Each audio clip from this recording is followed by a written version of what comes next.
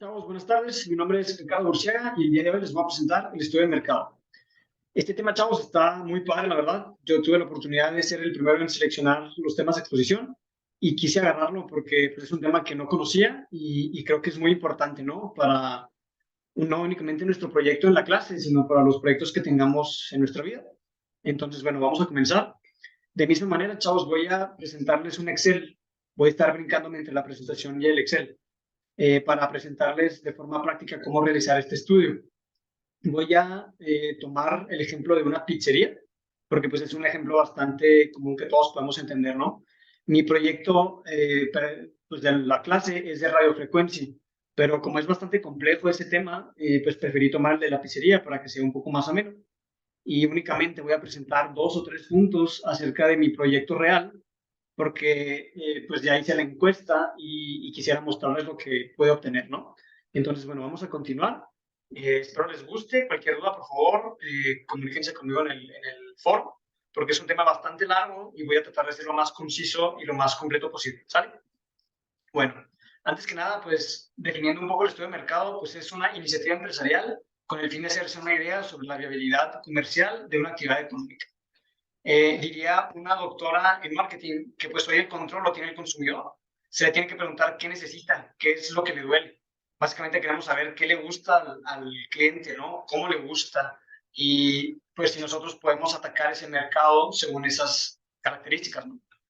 Antes que nada, chavos, pues tenemos que ver que nosotros ahorita, viendo las etapas de estudios del proyecto de inversión, ya vimos los estudios iniciales, ya vimos la etapa preliminar y ahorita estamos viendo el estudio de mercado. Si nosotros nos damos cuenta que el mercado al que queremos participar pues es viable, entonces ya pues se invita a que continuemos con nuestro proyecto y posteriormente hagamos el estudio técnico, estudio económico administrativo y estudio financiero, ¿no? Que vamos a ver en las próximas semanas con otros compañeros.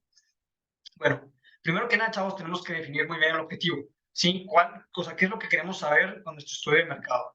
Muchas veces podemos estar, pues, queriendo saber un poco de todo, pero si no sabemos realmente, pues, qué es lo que queremos abarcar en este estudio, sí, según cierto alcance, entonces, pues, podemos estar teniendo objetivos que nos generen resultados incorrectos o resultados que realmente no nos funcionen de nada. Por lo general, se invita a que el objetivo principal pues, sea conocer la demanda de nuestro producto o servicio. Eso sería lo más común, pero también podemos tener otros objetivos según nuestro alcance, ¿no? Por ejemplo, la oferta, los precios a los que podemos vender nuestros proyectos o productos, la comercialización, que es la forma en la que pues, realizamos cierto comercio o cierta transacción, etcétera, etcétera, ¿no? Nosotros, si nos vamos a nuestra parte teórica, o perdón, práctica, por ejemplo, nuestra pizzería, sería nuestro objetivo principal identificar la demanda potencial de pizzas al horno de leña en Chihuahua, ¿no? Por ejemplo. Nuestro alcance, pues, sería conocer esa demanda y el precio promedio potencial en el mercado existente, y también sería identificar la comercialización y los servicios complementarios. Se pueden tener diferentes objetivos, chavos, pero siempre es muy importante saber hacia dónde va nuestro estudio y saber que realmente nos representa información correcta. Después, chavos, tenemos que nosotros hacer nuestra investigación de identificación. Básicamente tenemos que definir muy bien nuestro proyecto, porque si no sabemos qué es lo que estamos vendiendo o qué es lo que queremos vender, pues no vamos a saber cómo analizar el mercado al que queremos participar. Entonces, necesitamos hablar de las características generales del producto, las presentaciones y responder algunas preguntas de identificación para saber si conocemos o no nuestro producto totalmente.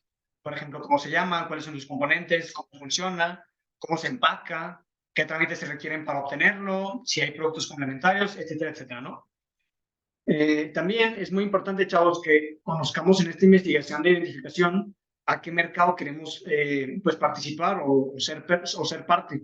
Por ejemplo, tenemos que tener muy bien nuestra extensión geográfica, sí, tenemos que delimitar el área en el que vamos a participar y no únicamente es donde nosotros vendemos, sino como nuestra área en la que participamos en general. Por ejemplo, si nosotros tenemos, no sé, un distribuidor de Aldama, bueno, pues Aldama podría ser parte también de nuestra extensión geográfica aunque nuestra población sea Chihuahua. ¿Me explico? Entonces es bien importante definir estos parámetros. La población pues sería el grupo de personas con los que queremos comercializar, ya sea, por ejemplo, sexo, edades, diferentes cuestiones, incluso culturales, etcétera, etcétera.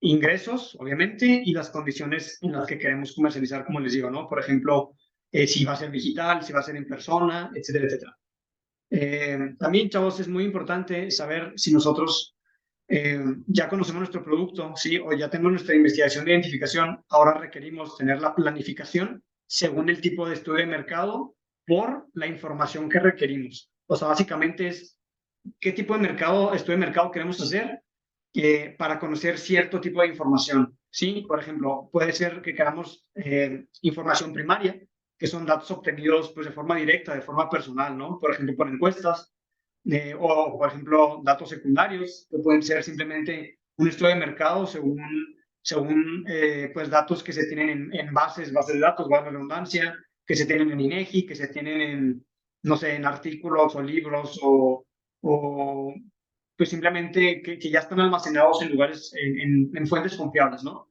Entonces es un estudio de mercado un poco más sencillo, pero pues también se puede utilizar, ¿no? También tenemos que saber si nuestro estudio de mercado se genera por cuestiones cuantitativas, o sea, si queremos datos numéricos o cualitativos, y también si es un estudio experimental que revele las causas que los clientes tienen para aceptar o rechazar un proyecto, o explorativo, simplemente si queremos ver todo el panorama del mercado, ¿no?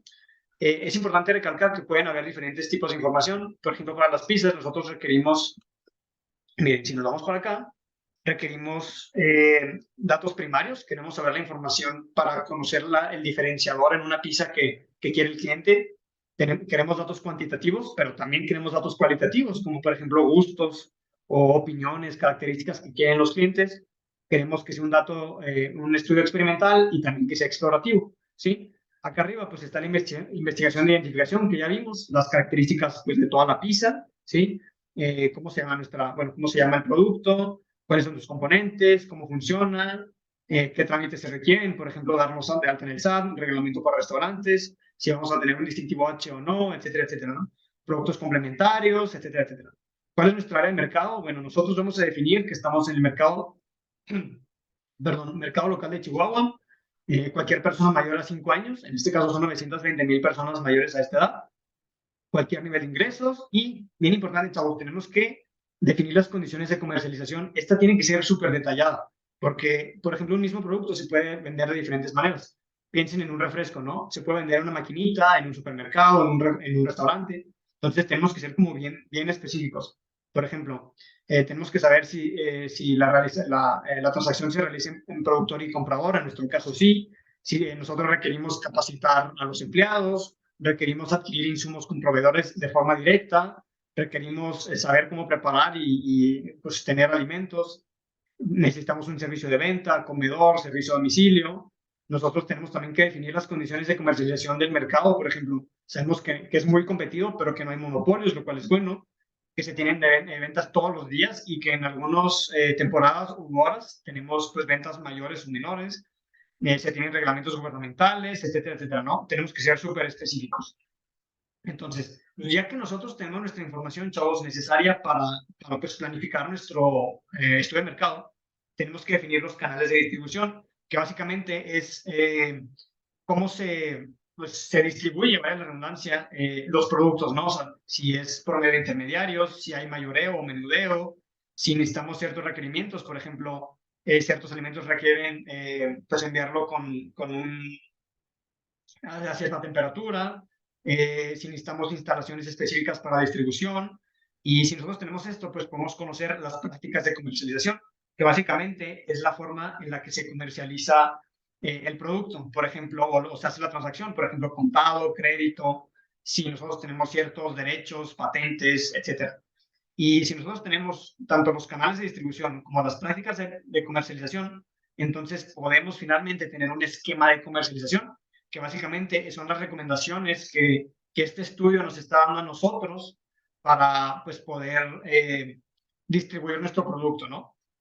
Entonces, bueno, es muy importante, chavos, que tengamos en cuenta que los canales de distribución también representan la capacitación, por ejemplo, para personas que lleven ciertos productos o, por ejemplo, servicios de asistencia. Si nosotros distribuimos televisoras o televisiones, mejor dicho, pues tal vez tenemos que tener un canal de teléfono para hablarle o que las personas nos hablen para cierto servicio, ¿no? Por ejemplo, cómo conectarlos, cómo instalarla, etcétera, etcétera, ¿no? Entonces, todo eso también entra dentro del canal de distribución. Y finalmente, chavos, tenemos que darnos cuenta que también tenemos que analizar el canal de distribución pues del mercado según el medio ambiente, ¿sí? Cada vez se hace más énfasis en que tenemos que tener pues ciertas líneas pues verdes, ¿no? Por ejemplo, contaminar cada vez menos en nuestros envíos, etcétera, etcétera. Y es muy importante porque esto va a representar no únicamente en cuestiones ambientales, sino incluso en cuestiones económicas en nuestro producto o proyecto, sobre todo en estos años, ¿no? Finalmente, chavos, si nosotros podemos obtener la información de los canales de distribución, ojo, de nuestro mercado, entonces vamos a poder tener la generación de recomendaciones y posibilidades para nuestro proyecto. Como les digo, voy a repetir, si conocemos los canales de distribución y prácticas de comercialización del mercado, podemos tener un esquema de comercialización para nuestro producto. ¿Sale? Por ejemplo, en las pizzas, si nos vamos, nuestros canales de distribución serían, bueno, antes que nada, hay diferentes tipos de canales de distribución, si me olvidó decirles. Canal directo, que es cuando nosotros mismos distribuimos nuestros productos, ya sea incluso con inventarios, almacenes y todo, pero es nosotros mismos. Y finalmente entregamos al cliente, o si es indirecto, cuando hay otros agentes, o por ejemplo, cuando hay 3 agentes, cuando hay únicamente 2 agentes, un mayorista y un minorista, o cuando simplemente nosotros fabricamos, lo damos a un minorista y ese minorista entrega al cliente, ¿no? Entonces, en nuestra parte práctica de las piezas, nosotros tenemos canales directos porque tenemos repartidores propios en todos los negocios del mercado, ¿no? O sea, sabemos que todos en nuestro mercado la competencia hace esto o simplemente vende directamente al cliente, ¿sí? No hay tantos intermediarios, ¿no? No tenemos canales dobles ni indirectos, pero sí tenemos nosotros un canal indirecto corto. Cuando, por ejemplo, en algunas plataformas como Didi Food o Darwin Food o Uber Eats, nosotros, por ejemplo, nosotros realizamos la pizza, pero un intermediario, ¿no? En este caso, alguien que distribuye, lo va a llevar al cliente, ¿no? Entonces se podría considerar un directo corto. Cabe resaltar, chavos, que los canales pues representan dinero para nosotros, representan un costo, pero pues muchas veces estos servicios también son un valor extra para el cliente que finalmente pues repercute en nuestras ventas, ¿no? Ok, chavos, el siguiente paso para nuestro estudio de mercado, ya conocemos los canales de distribución, sería conocer la publicidad que se utiliza en el mercado. La publicidad que es efectiva para que nosotros podamos pues competir, vaya la redundancia, en el mercado, ¿no? Entonces, tenemos que saber cómo se atrae al cliente según un mercado. Se atrae muy diferente, por ejemplo, un mercado de películas a un mercado de chocolates, ¿no?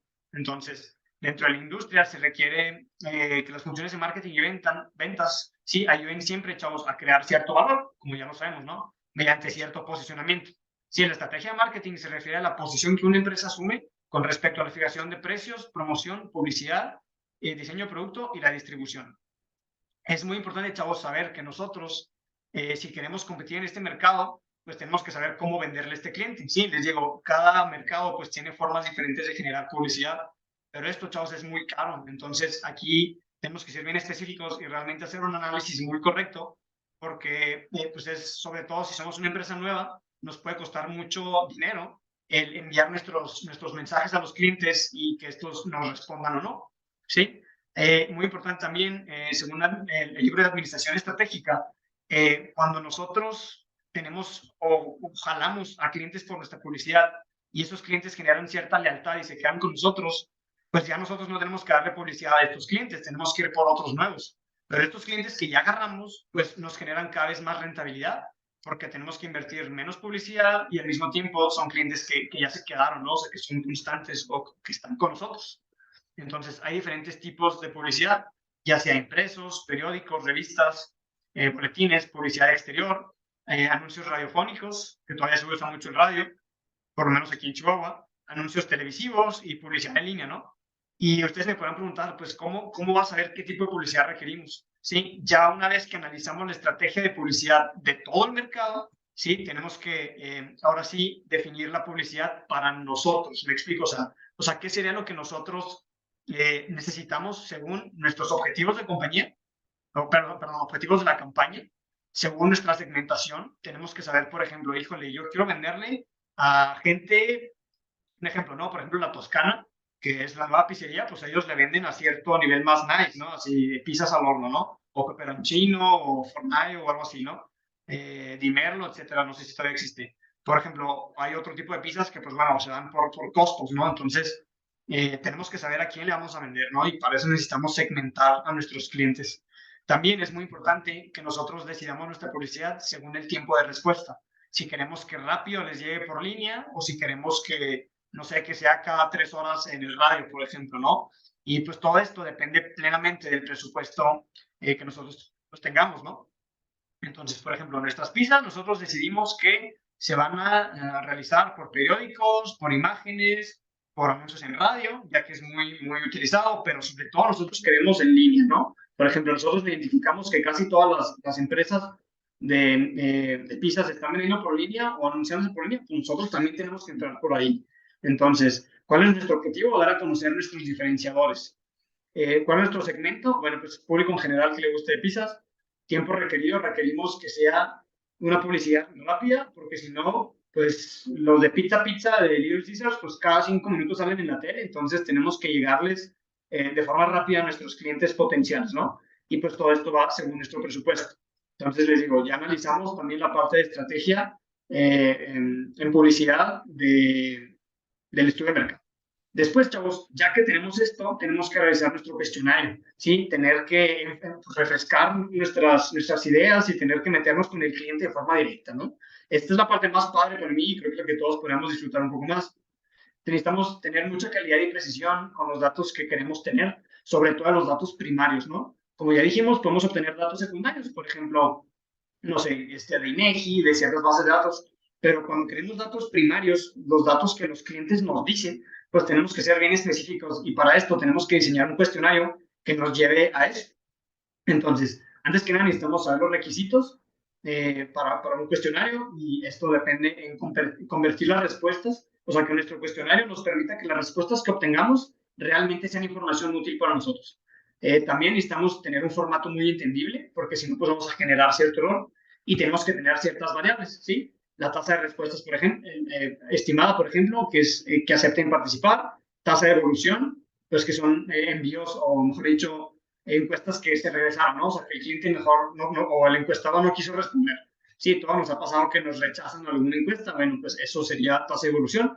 Necesitamos un margen de error, un nivel de confianza, básicamente es la probabilidad de que el resultado esté dentro de este margen de error y la proporción de la muestra, ¿sí? Por ejemplo, mi margen de error, si yo quiero determinar el precio de las pizzas, quiero que, por ejemplo, si el promedio son 100 pesos, mi margen de error sea 10%. Entonces, que los valores estén entre 110 pesos y 90 pesos, ¿sí? Para yo tener un nivel, pues, de confianza bastante, o mejor dicho, para tener cierto rango corto, ¿no? No quiero tener datos tan dispersos. Entonces, ese sería mi margen de error, 10%, pero mi nivel de confianza, por ejemplo, sería 95%, ¿sí? O sea, que el 95% de los datos estén entre 90 y 110, ¿sí? Que respete mi margen de error.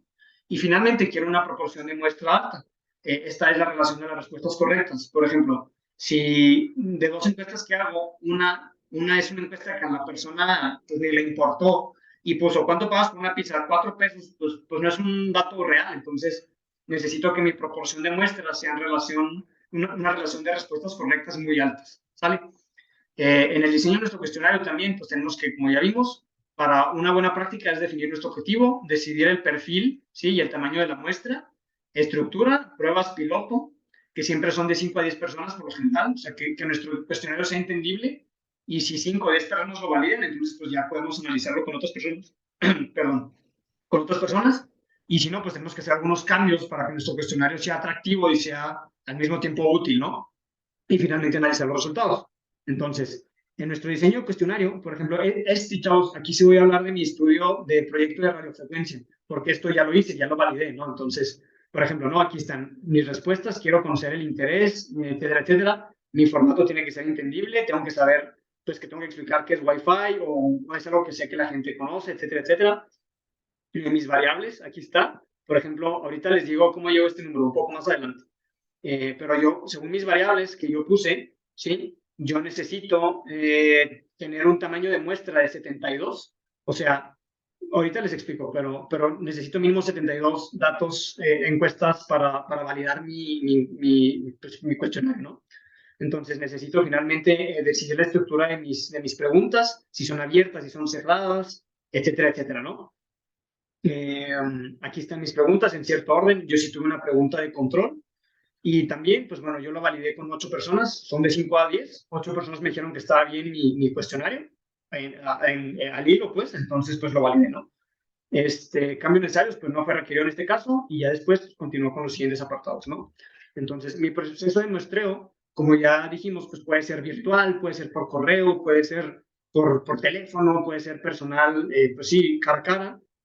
Y siempre es importante resaltar cuánto nos cuesta esto. Por ejemplo, una entrevista personal es mucho más eficiente o sí, pues sería mucho más eficiente que una, por ejemplo, en línea. Sí, pero pues esto es mucho más caro. Entonces, pues claro que aquí tiene que ver mucho el presupuesto que tenga la empresa para poder realizar un tipo de muestreo diferente. También quise ponerles una información, por ejemplo, un estudio de mercado completo, por más barato en México, el promedio sería 50,000 pesos. Entonces, para que se den una idea, ¿no? También las estrellas pueden ser estructuradas si es que tienen cierto orden o parcialmente estructuradas si tienen orden, pero a veces pueden cambiar, por ejemplo, alguna u otra pregunta o puede ser no estructurada. En este caso son, por ejemplo, entrevistas en las que yo me puedo sentar contigo y te puedo empezar a sacar una plática, ¿no? Y ya con lo que tú me vas respondiendo, yo voy respondiendo pues, las preguntas que quiero hacer. O sea, no me respondes como tal, sino con la plática yo me voy dando cuenta de lo que quiere el cliente, ¿no? Y después de esto, pues solamente se tiene que analizar la información pues con ciertos procesos probabilísticos, ¿no? Entonces, ahora sí, bueno, mi proceso de muestreo, yo lo hice, chavos, de forma virtual, por medio de Google Encuestas. Está súper padre, o Google Forums en inglés, lo pueden buscar, está fregón, y la neta tiene muchos, la verdad, tiene muchos, pues, extras, ¿no? Por ejemplo, te desarrolla ciertas tablas, ciertos datos de forma muy práctica, y está muy padre, la verdad. Bueno, entrevistas estructuradas, en mi caso yo las hice estructuradas porque necesitaba que tuvieran cierto orden, desde que incluso con preguntas control, ¿no? Ahora sí, nos podemos ir al tamaño de muestra. Sí, es importante que nosotros primero, chavos, punto número uno, en este paso del tamaño de muestra, tenemos que definir cuál es nuestro universo, ¿sí? Por ejemplo, yo sé que las pizzas es 1 millón de personas que son 900,000 clientes potenciales los que yo tengo, ¿no? Un ejemplo. Entonces, yo sé que esos 900,000, pues bueno, este es mi universo, pero yo necesito saber ahora cuál es mi unidad de muestreo, ¿sí? O cuál es el tamaño de mi muestra. Por ejemplo, yo no puedo cuestionar a hacer una encuesta a 900,000 personas. Necesito hacer una encuesta, digamos, a 80 personas. Ok, entonces necesito saber cuántos datos necesito para que sea estadísticamente correcto. ¿Sale? Después necesito definir mi unidad, por ejemplo, personas, familias, empresas, etcétera, ¿no? Tomando datos de INEGI, como ya les dije. Y finalmente tengo que usar métodos probabilísticos, como les digo, para medir ciertos niveles de confianza. O sea, esto no es nada más lo que se me antoje, sino es según ciertas relaciones matemáticas, pues cuántos datos necesito tener o cuántas encuestas necesito.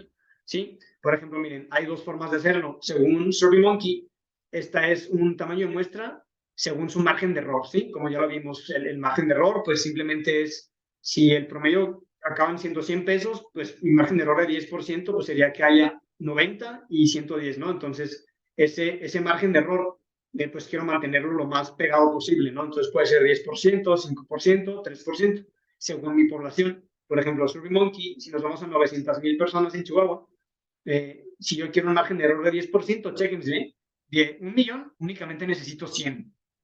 Básicamente es una 10,000ª parte la que necesito, ¿no? Está súper interesante. Y con esto yo ya tengo datos estadísticamente significativos, para saber que mis encuestas sí me otorgan datos reales. Sí, también GMO Research genera esta fórmula.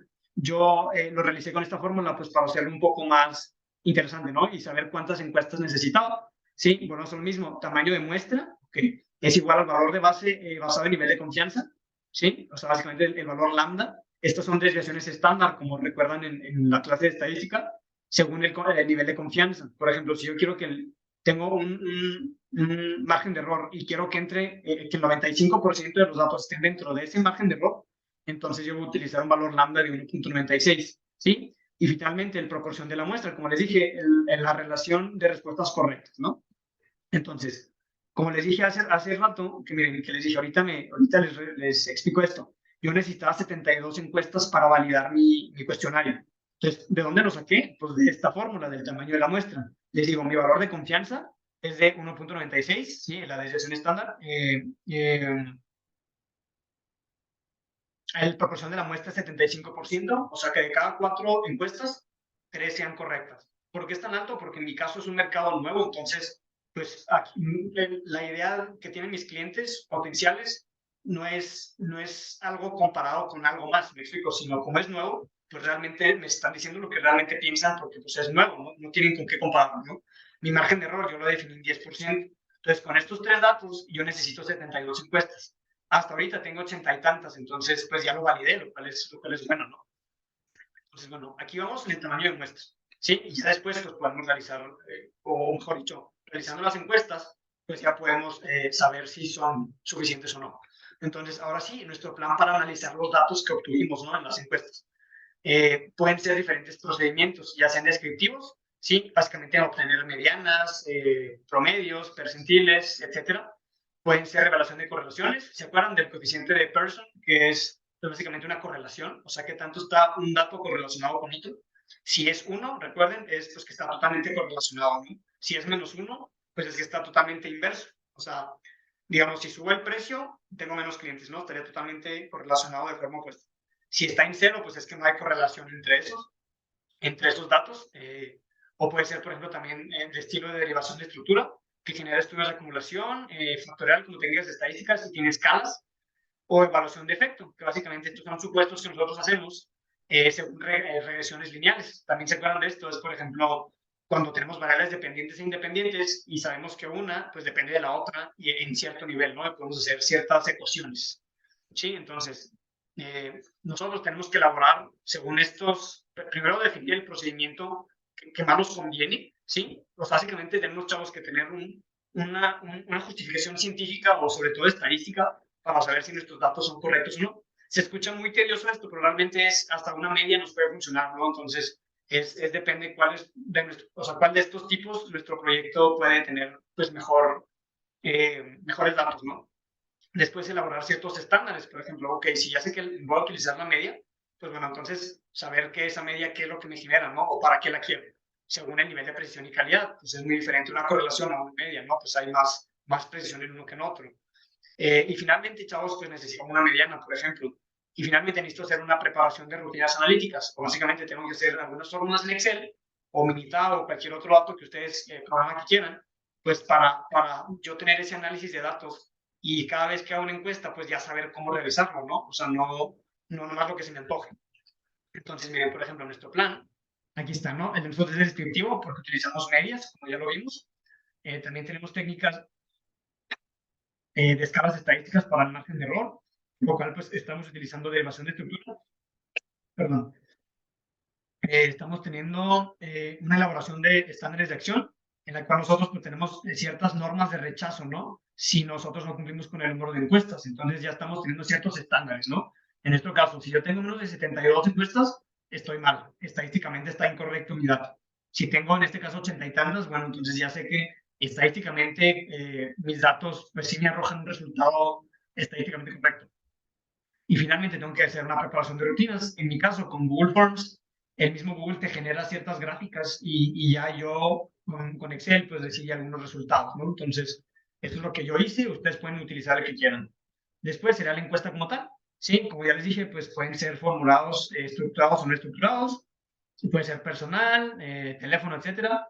Es muy importante nosotros saber que tenemos que tener ciertas tabulaciones, o sea, saber cómo vamos a guardar los datos que obtuvimos, ¿no? No en un papelito, sino, por ejemplo, Google Forms te va almacenando como en un Excel, por así decirlo, en una hoja de cálculo, todos los datos. Entonces, es bien importante tener este tipo pues, de almacén para saber que nuestros datos son correctos.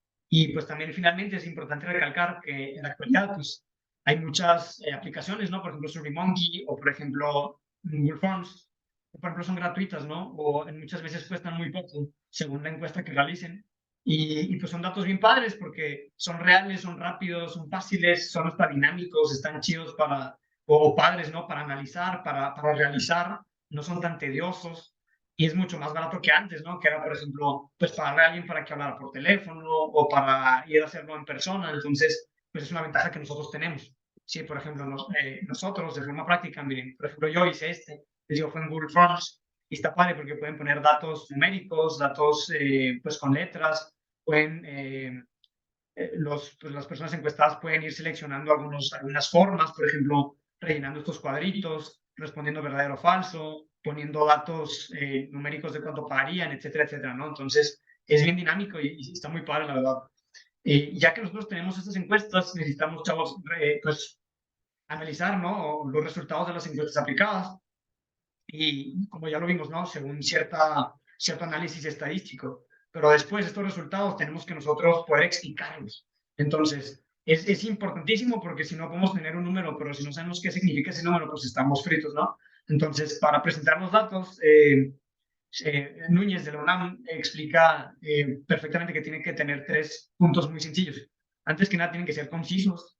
Tenemos que poder explicar nuestros datos en menos de 2 partidas, porque si no, nos estamos saliendo de control, tanto numéricos como no numéricos.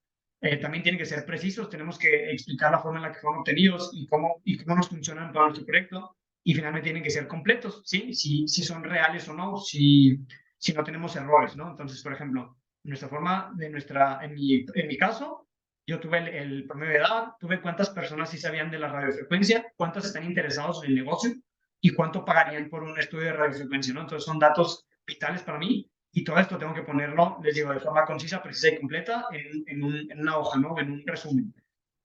También, chavos, para ser completos tienen que ser estadísticamente válidos, como les dije. Entonces, ¿se acuerdan que les dije la proporción de muestra, que es cuántas encuestas son correctas y cuántas se escriben con errores? Entonces, yo puse que es el 75%.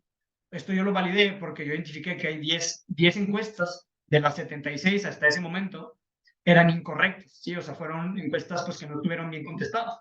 Entonces, esto representa que 66 sí fueron correctas y es un 86% de encuestas. Entonces, estuvo por arriba del nivel que yo lo había pronosticado, que era 75. Entonces, por lo menos mi criterio, ese criterio de completo, sí, o sea, que es real el dato, sí lo cumplió. Estadísticamente mis datos están bien. Y también estadísticamente necesitaba mínimo 72 punto algo, ¿se acuerdan? Entonces, 73, como quien dice. Entonces, yo tuve 76, entonces es mayor el número de encuestas a las que necesitaba para hacerla significativa. Entonces, volvemos a lo mismo, se vuelve a aceptar el criterio de completos, ¿sí? Bueno, el criterio de las encuestas completas. También, miren, el mismo Google Forms, les digo que me genera estas tablas, está ahí bien padre, la verdad.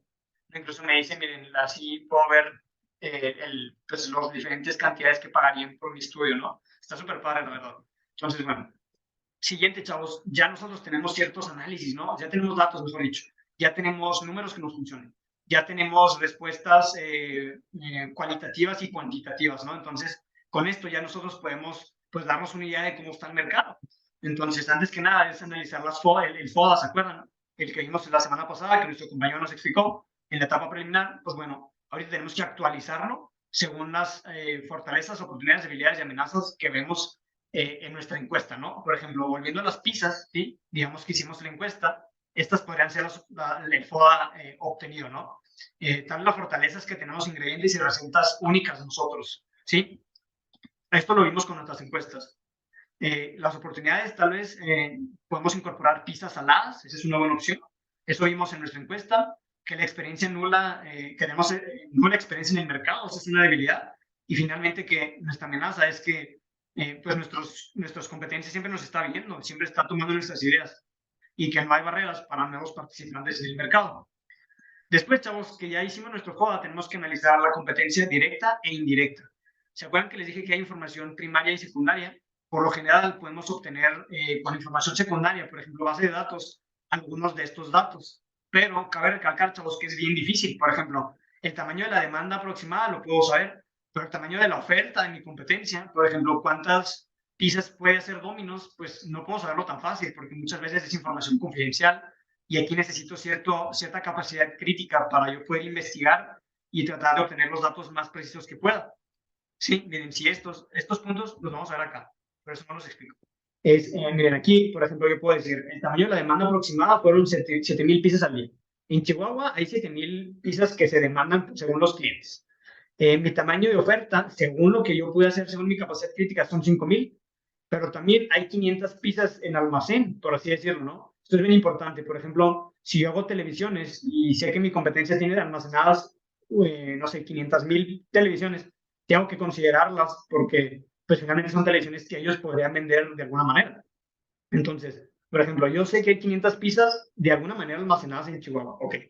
Después, digamos que como a todos nos gustan las pizzas, los arcos de Cuauhtémoc, hay 300 pizzas que traen algunos vendedores de Cuauhtémoc, ¿no? Mi mercado es Chihuahua, pero están trayendo pizzas de Cuauhtémoc y pues están afectando mi mercado, entonces a mí no me conviene eso. Entonces son esas 300. Después, sé que hay 5 participantes potenciales que también quieren abrir sus pizzerías. Entonces, con esto pueden aumentar 700 pizzas más. Sí, entonces, debido a esto, puedo tener opiniones, diferenciadores, pero yo sé que la oferta futura son 6.500.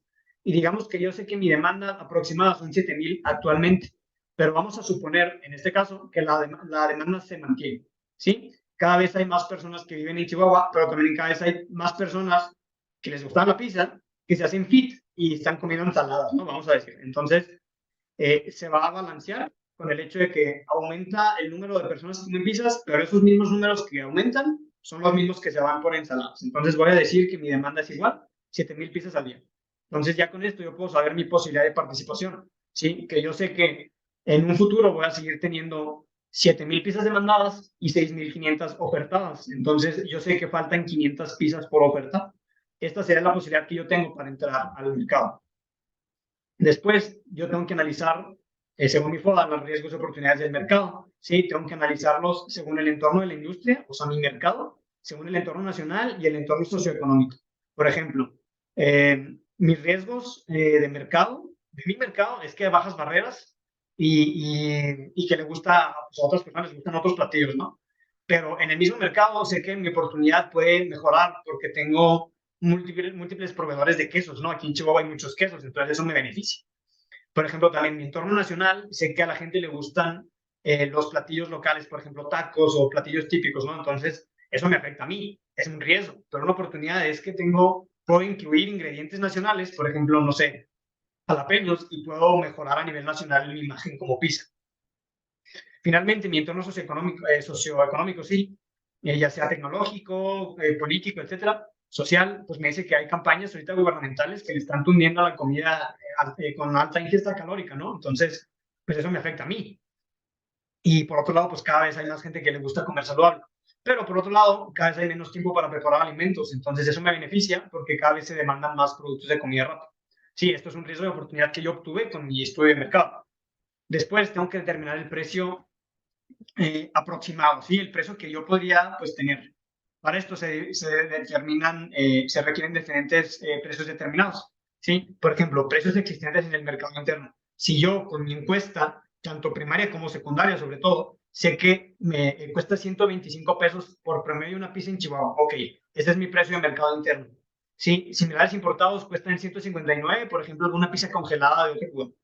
Precios oficiales, pues gobierno no pone un precio oficial por la pizza. Precio determinado en costo de producción, sé que a mí me costaría 74 pesos hacer una pizza.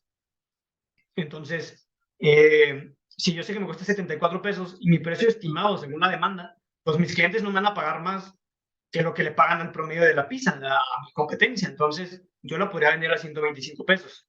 Entonces, yo deduje que básicamente puedo tener una ganancia de 51 pesos, ¿sí? Y ahorita lo vemos después, ¿no? Si eso es bueno o es malo. Y finalmente, sé que precios internacionales pues son 200 pesos, ¿no? Esto es lo mismo, por eso no lo dije aquí en la presentación. Después, con esto, chavos, ya que de los puntos pasados, por ejemplo, estos, como les digo, que es útil con el estudio de mercado, el precio de demanda y el costo estimado, pues yo puedo saber cuál es el precio correcto para mi proyecto. Como les dije, en este caso son 51 pesos. Y si yo sé que es viable, perdón, pues puedo continuar con el proyecto o se invita a que continúe con el proyecto. Claro que si esto me genera muy poca utilidad o no es redituable, pues obviamente el estudio de mercado me estaría diciendo que no continúe con el proyecto, ¿no? Después tengo que determinar el precio, pero de la competencia. Tengo que saber sus costos, ¿sí? O si es que puede obtenerlo. Muchas veces no se puede obtener los costos eh, pues para que mi competencia cree sus productos y cuál es el valor que los clientes le asignan al producto de mi competencia, ¿sí? O sea, qué es lo que ellos ven en la competencia. Entonces, si me voy a la parte práctica, por ejemplo, sé que tal vez a mi competencia le cuesta 58 pesos. Es más, les cuesta menos porque ellos ya tienen más experiencia que yo.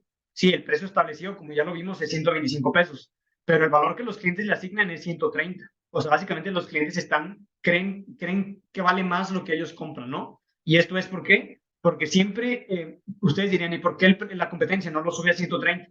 Porque como es un mercado tan competido, en Chihuahua hay tantas pizzerías que al contrario, tal vez en su momento lo vendían a 130, pero tal vez otro lo bajó a 128 y otro a 127 y se fueron, un ejemplo, ¿no? Y acabó en 125 el equilibrio, ¿no? Como ya lo vimos, esto es oferta-demanda. Entonces, también las mismas empresas y la competencia sabe que a veces el precio no es el máximo al que pueden ofertar, sino tienen que reducirlo porque hay mucha competencia.